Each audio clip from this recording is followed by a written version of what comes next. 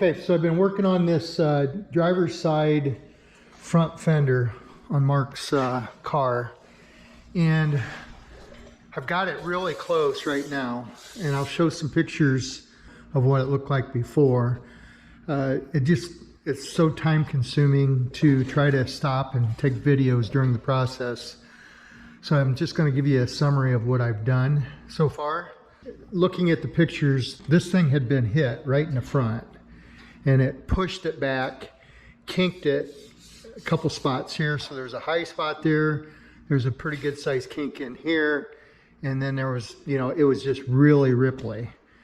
And then on top of that, I believe whoever repaired it before used some really heavy 36 grit or something and gouged this pretty deep, and you can see some of the gouges in here that's under the epoxy. So we had this fender stripped, stripped it down, and then Jonas sanded it with 80 grit paper, and then we cleaned it real good and epoxied it. We did that several months ago, and I'm just getting around to doing the sheet metal work on all the body panels. As I said, it was crushed right here, and so what I did, one of the first things I did was I took this piece out of it, which goes right here, and basically all I did was drilled out all the spot welds that was put in from the factory. And then there was an area right here that was welded, and it was welded right in here, and this piece was on there. So I took it off as well. I cut that off because you can see it's rippled up pretty bad, and it wouldn't allow me to get in and clean this up on this edge. So what I'll do is I'll make a new piece. I'll weld that in next. And you can see how much of a gap there is on top right here, and that's because this fender was pushed down and it was puckered out right here. So take this piece out, made it much easier to move it around. So I guess one of the points I want to make is when you're doing something like this, you got to kind of decide, do you want to keep the fender or replace it with a aftermarket, or try to find a new old stock. We looked at a couple options, and there was a new old stock that was a couple thousand plus shipping. Plus on top of that, I would have to roll the lip around the fender. And more than likely there would be some dents or whatever that would have to be repaired on that as well. So I'd spend a lot of time on that. It did not have the stamping on the flange over here. It's like this one does, because this is an original fender that came on that Boss 429. So in this case, we wanted to preserve the original fender and not buy a new old stock or a repop.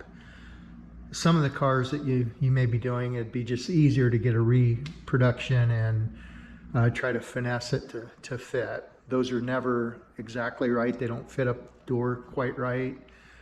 So you got to make that decision. So we made the decision to go ahead and work on this one and get it as good as I can get it. And so as you can see, I've really got it really close right now, and basically it's a matter of multiple dollies and hammer, and putting the dolly below here and using a hammer or another dolly on top to try to bump all your dents out and work on your kinks and so forth. And you just got to take your time and just keep going back and forth on it. So obviously I've got that all out. There's a couple really small dents in there or dings that, once you epoxy this, those are going to get filled. Any sand scratches, and then block it a couple times and put some high build on it or whatever. That fender is going to be really nice. But there's some areas here that I didn't quite get up. I'm gonna work on a few of these little areas here, these little dents.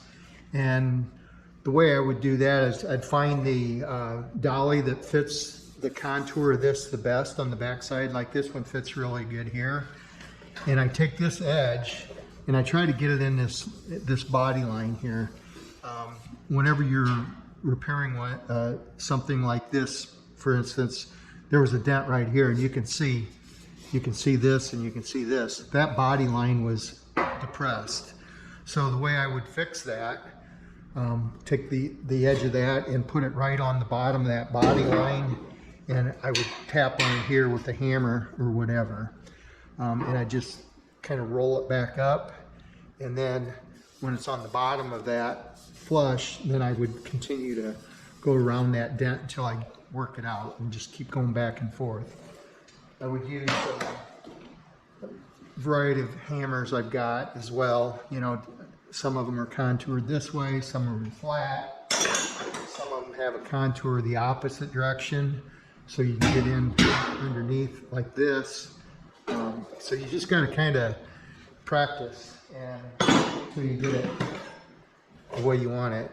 So right now I'm down to just these really small dents. If I wanted to take those out, again, I would put this on the bottom and I'd use a slapper on those.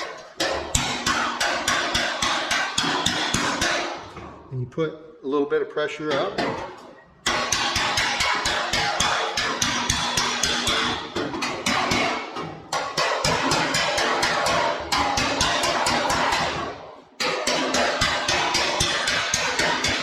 And you use light coming in here, and you can see as you're slapping that metal will bump up, and like that one is bumped up, it's flat.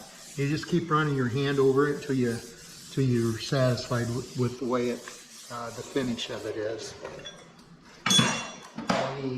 On this edge here, before I weld this in, I'm going to take the time to get these out, and so I may use the bottom or the handle. You might call this the handle side, because it's a sharper radius, and this is sharper here. So I would get that up underneath where I want to bump it, and just tap it. You might use the slapper on some of them if it's a bigger area that you need to just. So anyways, that's how you use a hammer and dolly. Keep going back and forth till you get her nice and straight. This panel looks great right now. I'm going to make a new end cap here for it. Weld this edge, weld that on, and then I'll finish that metal up better once that piece is welded in place.